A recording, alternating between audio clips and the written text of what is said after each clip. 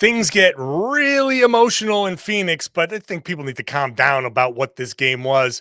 Plus, Dallas goes into New Orleans, faces nobody that we recognize and loses. And do the Pistons need a number one option still? It's all right now on the Locked On NBA podcast.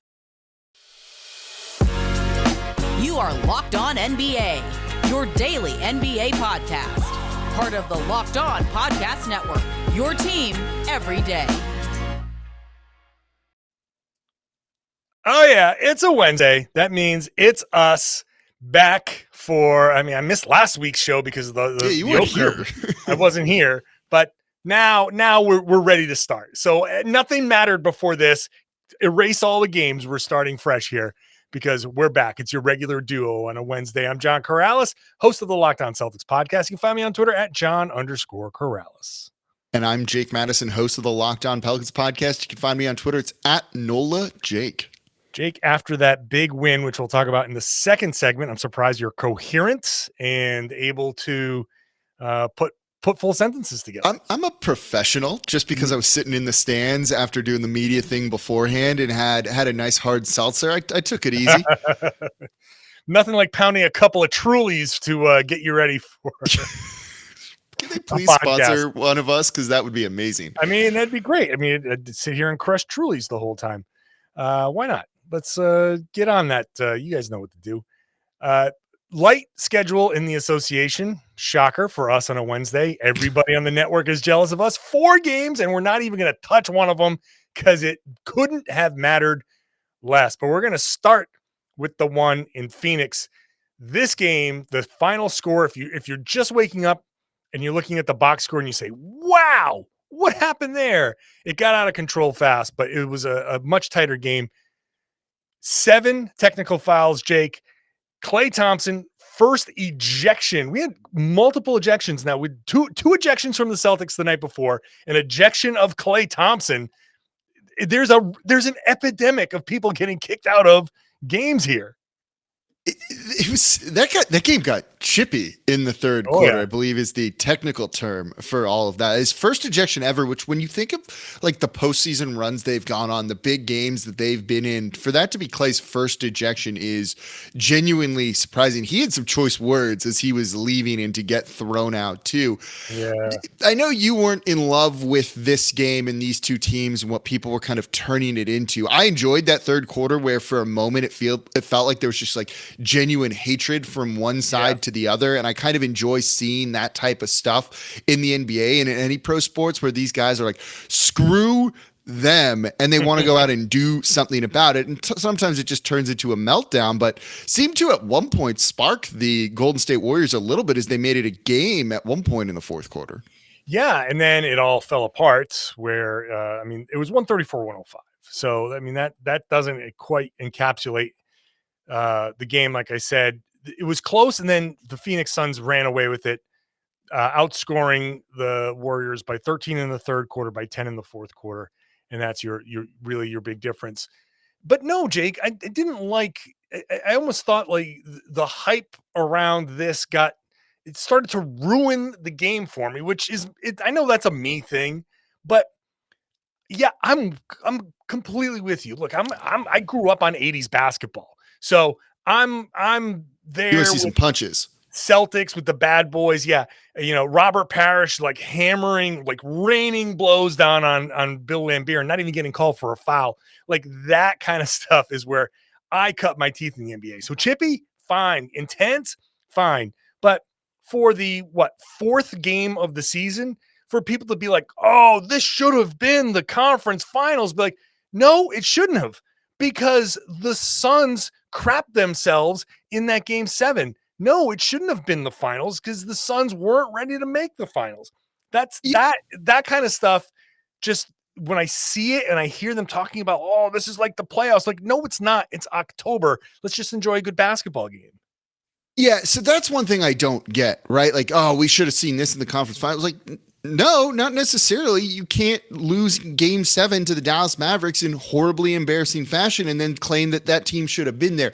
I agree with you on that part. You know, when we were planning out the show, John and I are usually texting before how it goes, and we have our signature segment, which we'll get into in the third part today, real or fake. And it was like, real or fake is, you know, the Warriors Suns, the next great rivalry in the NBA. And as we're kind of planning this out, I'm like, it's definitely fake. And John texts me back in all caps, fake, fake, fake. And we couldn't even turn it into a segment to make our life easier here because it's just not a peek behind the curtain on how the sausage gets made how here. Can we make our lives as easy as possible? I was like, oh, this is a good one. That's like a nice thing to debate. And like, it's not, right? Because you know what? For it to be a rivalry, you got to play each other either in the finals or the conference finals, and that hasn't happened yet. So there's no way it can be a rivalry till we see some postseason battles between these two teams. And at this point, after last year, do you trust Phoenix in a series like that? Because I surely don't.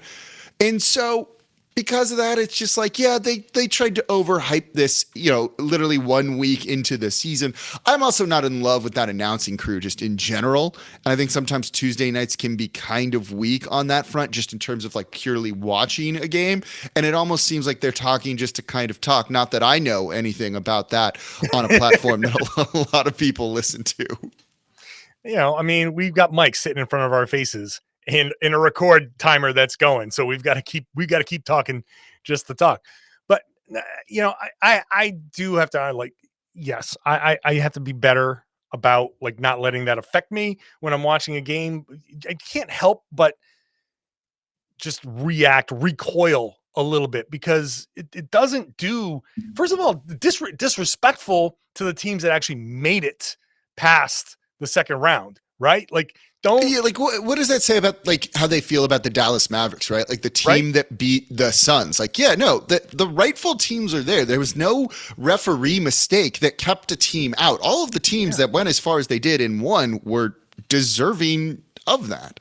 And also, the Suns haven't earned that level of respect in this season either, because this was a great game for them. Devin Booker went off, and Devin Booker is a extraordinarily great player. Chris Paul had a nice game, and he hasn't been having nice games. Like his age has been showing more than ever to start a season when he's been theoretically healthy. So there are certainly questions. Remember, these are the same Phoenix Suns that came in and were the bad vibes team, and they have a big lot time to get past. So to come in and just treat them like this is, the two Western Conference powers, like, no, this is a good basketball game. It's a good basketball game.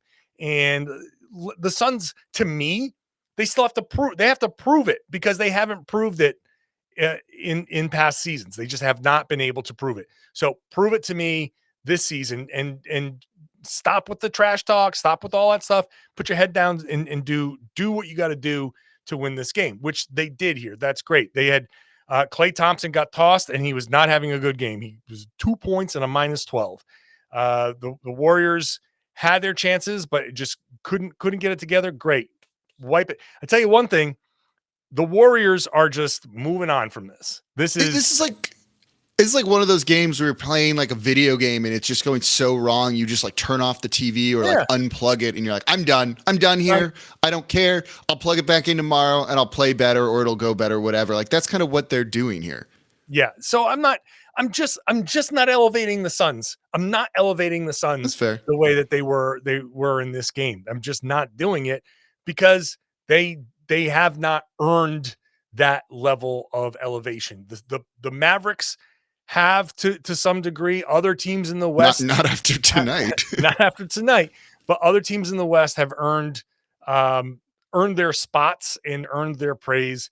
Phoenix has not proven anything. So it's just like, given the bad vibes, right? You just don't want to give this team the benefit of the doubt yet. Like, I'm not ready to do that. Like last year's team during the regular season, sure, but that changes. And then the bad vibes this offseason, as you mentioned, like it was horrible around there. They haven't come back from that yet. No, they haven't. Even like DeAndre Ayton comes out late in the game and there's confusion, and he has a moment, on the sidelines, and that still has to work through. I hate to say it. Like, I'm not hating on the Suns. This is just the situation that they're in. You have to go out there after everything that you've done. There's just we're not giving it to you right now. I'm just not giving it to you right now. You got to go out there and earn it. Like, nice win. Congratulations.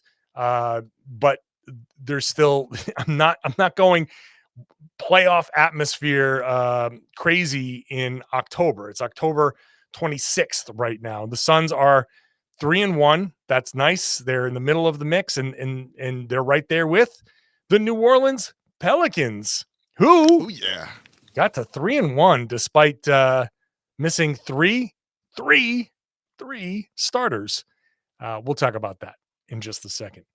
First, we got to talk about LinkedIn jobs. I come from a small business family. My dad had small businesses. I know what it's like to hire the wrong person and how disruptive that is. Potential hires can feel like a high stakes wager for your small business. You want to be 100% certain that you have access to the best qualified candidates available. That's what this is all about. Access to the best candidates available at LinkedIn Jobs. They can do that for you. Super easy to create a free job post. Then you had that purple hiring frame to your LinkedIn profile that spreads the word that you're hiring.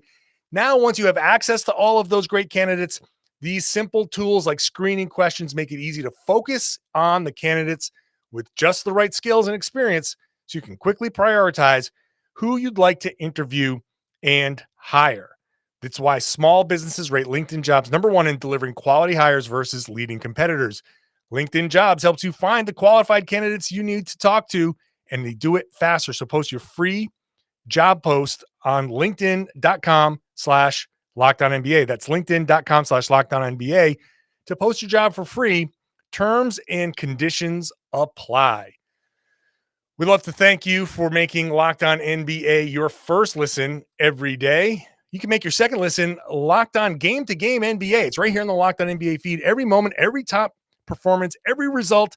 Locked On Game to Game covers every game from across the NBA with local analysis that only Locked On can deliver. So again, it's right here in the Locked On NBA feed. If you're subscribed, you're going to get it.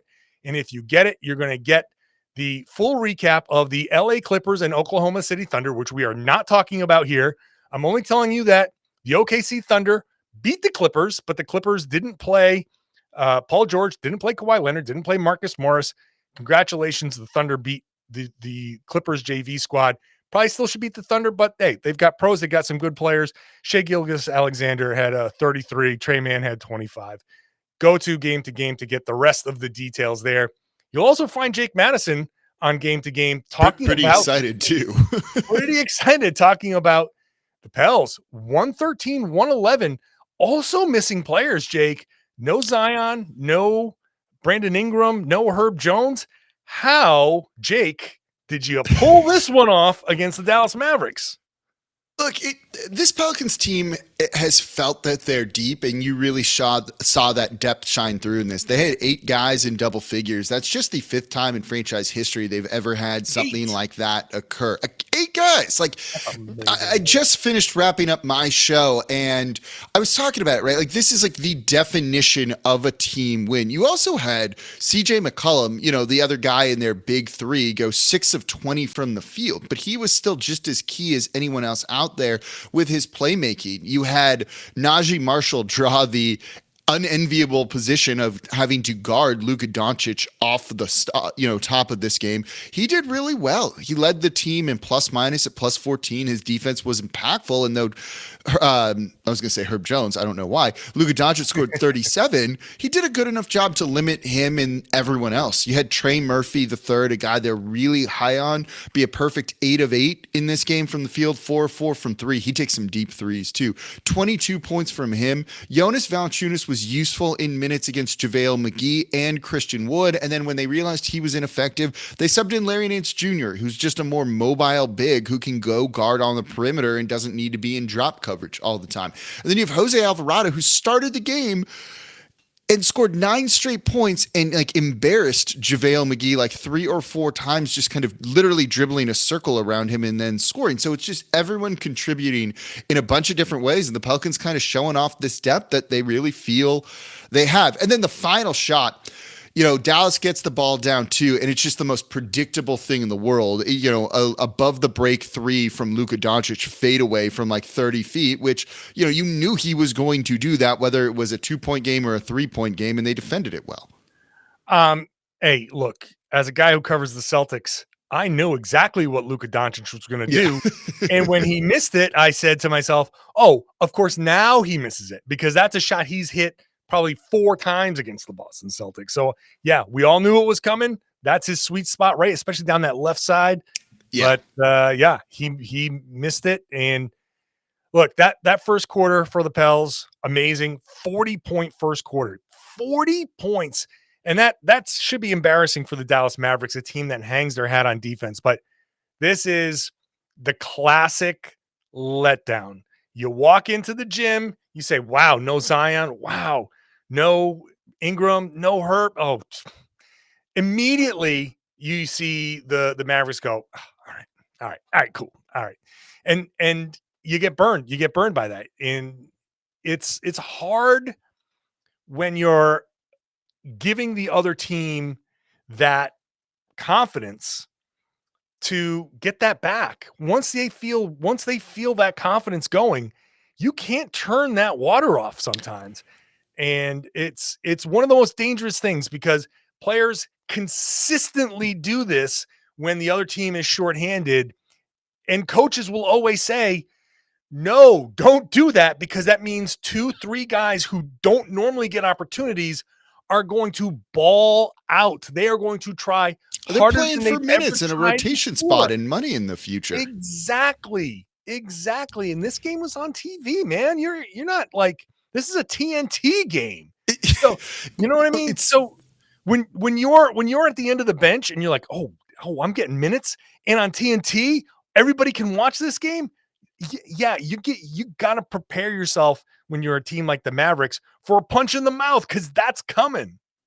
It's funny because the Pelicans have like routinely just had injuries on their national TV games on TNT. And I joked on Twitter that like TNT is going to actually sue the Pelicans eventually if Zion keeps not playing on TNT when they're scheduling these like great matchups, Luka and Brandon Ingram, and you don't get any of that. And this one ended up being a good game, which was kind of fun in this. But to your point about them, maybe not being prepared, it happened a couple of times in the game too. The Pels were up by as many as 16-17 in this one. And then you saw the Dallas Mavericks storm back and get a 7-point lead in the second half. And at that point, it seemed like maybe the Pelicans were cooked and that Dallas would be able to cruise to a win. And they probably got complacent to a certain degree again. And then the Pelicans just fought harder than that team did. And that's what Nick Angstad of Locked On NBA here with us and Locked On Mavs said in his minute clip, which you can find on Game to Game NBA, saying that the New Orleans Pelicans came in and just kind of punched this team in the face, and Dallas just wasn't ready for it. And New Orleans kept swinging, and they won the game because of that. And when you have guys that can go out and score and do things well, they'll certainly be able to do it. And then Dallas just got no help from some of their guys. JaVale McGee was awful. And I know they really like Christian Wood off the bench. He had 23 points in this game. But man, I don't quite get that JaVale McGee signing. I guess it's like a rim runner pick and roll guy with Luka to just throw lobs to, but he looked washed in this one. And if they don't get off to the hot start, if he's not out there on the court, they just sub him out after like 3 minutes. He was playing so badly. And then Reggie Bullock just couldn't hit anything. He's 1 of 6 from 3, 1 of 8 from the field in this one. So when those guys don't show up, it's almost like they were playing down 2 starters in a sense there too. It's so wild because you say, if you set up this game and you say the Pelicans were missing these 3 guys, and the Luka Doncic dropped 37 points on 53% shooting, Christian Wood added 23 off the bench, you'd be like, oh, okay. So this is you're leading up to Dallas wins by 13. And it seems like that, right? This should have been a scheduled loss for New Orleans. There's a reason they didn't play Zion in this. He could have played. He's going to play on Friday in their next game. They could have played him, and I think they looked at this and were like, that's not going to happen, so we don't need to worry about it. Right. But, the type of, well, first of all, Luka, 2 of 13 from 3. So 13 3-pointers when you're when you're shooting 53% and you're 15% from three, maybe should have attacked a little bit more. I know that's a joke that the Locked On Mavs guys say. Every time that Luka takes a three, people say he should attack more. But yeah, that you need to get those contributions, and the Pelicans, to their credit, they got it from everybody. It really is amazing to see everybody except Jackson Hayes get double digits. Just nice contributions over and over and over again. You shoot 58%, you shoot 44% from three. You had everything working. It was a nice win. It's weird because they didn't rebound well, which is one of their like big strengths. So this is just like a very uncharacteristic win for this team, but you've got to be able to get those for a team that, has strong aspirations for what they can do in the postseason and, still integrating Zion back. So if you can get these type of wins, you take them. I'll tell you, because I know who you've got to do the sponsorship next for of BetOnline. I was talking to a couple of the Pels media and no one was thinking they were going to win. And like 3 of them went to BetOnline and took Luka Doncic's over under, I think at 40. I feel like they're a little bit burned after that one, but it's the right idea. It was close. They got really good odds on it. Yeah. Well, oops. Hey, you gotta take the chance. That's something that I wouldn't have. I probably would have taken that bet. Why not? Oh yeah, I said it was the right move, and then 37, so close. So close. By the way, BetOnline.net is your number one source for betting, including obviously the NBA, but football. Right in the middle of football season, you can bet on the World Series, all the fights, MMA, boxing, golf, whatever, everything you can find there at BetOnline. It's the place to find all the latest player developments, team matchups, news, podcasts, in-depth analysis, plus sports wagering information, all the analysis, live betting, up-to-the-minute scores. You can do live in-game betting. You can bet. You could have gone in there after the first quarter and bet on the rest of the game there on the Pelicans and Mavs. So head on over to the website, betonline.net. Use your mobile device if you'd like to. BetOnline is where the game starts. Of course, we ask you to please gamble responsibly. Let's bring Jake back in. But first, let's remind everybody that Locked On Sports Today is a great second listen after this show. Locked On Sports Today has all the games that matter from all sports, the biggest stories across the sports world, beyond the scoreboard, behind the scenes, local experts and insights. Only Locked On can provide. Locked On Sports Today, available right here, wherever you got this podcast, even if you're watching on YouTube. The last game of the night was the Detroit Pistons losing to the Washington Wizards, and an ugly one, 120-99. The Washington Wizards are 3-1. 3-1. So kudos to the Wizards, but the Detroit Pistons, now no one expected the Pistons to win a ton of games, but I think people expected them to be better than 1-3 with a minus 12.5 point differential and just not looking good at all. So in this game, you got Bradley Beal coming up big, even though he came out with a stiff back. You had Denny Avdia playing some pretty good defense. You got big contributions from Kyle Kuzma. Just a nice performance across the board. But Jake, the Pistons struggling again. Cade Cunningham was okay. He had numbers, 19 points, 3 rebounds, 3 assists, but a minus 18, and just an overall, just a slow start for Cade Cunningham. And a slow start. I'd listened to Locked On Pistons host Kuka Hill for the game to game, his game to game, and it was just basically about 50 seconds of him going, I don't know. I'm so depressed right now. So things aren't great for the Pistons. They're not great for the Pistons. The question is right now, is Cade Cunningham getting too much of the blame here? Is he getting too much of the blame? And let's just throw the real or fake out there right now. Real or fake, the Detroit Pistons are still looking for their number one option. That's a good one, right? Like that's a good question. I could go and make a soundbite and say Cade Cunningham's going to be a bench player for his career and be an empty stats guy after that. I'm not doing that. I'm not doing that because I don't think we can know just yet. It's his second year. He was the number 1 overall pick for a reason. But when you look at his numbers this year, and in this game, 19 points on 19 shots is not good efficiency and not what you want. And on the season, he's averaging 18.3 on 17 shot attempts. He's shooting under 40% from the field, though he's shooting better from 3 than he did last year. Those aren't horrible, but they're certainly not good. Those are things that he can improve upon as a second-year player, and it's still early in the season. But right now, it kind of makes you look at him a little bit, and you look at some of the losses they have. We weren't expecting the Washington Wizards to be competitive like this, but they've also lost to the Pacers, who are going to be one of the worst teams in the league this year, we think. They lost to the Knicks, a team that I don't really buy into that much after the last year that they had. If you're losing those kind of games and you're having inefficient shooting performances during those games, that makes me worry. So I don't know if this is full on fake, or I don't know if it's full on true that they need another option, but it's certainly not fake either. It's still kind of right in that middle area of we don't know just yet. Yeah, I don't think it's an answerable question right now. Can they use a number one, if a number one option, if I don't know, 7'4" number one option comes along, could they use him? Yeah. Would they happily move Cade Cunningham over to the second option in that situation? Yeah. But can they be a good basketball team with Cade Cunningham as your main guy? I think they can. And I think that I want to say it's more fake than real, with the obvious caveat that if a better player comes along in the draft and you slide Cunningham over to the second option, then great. That's fine.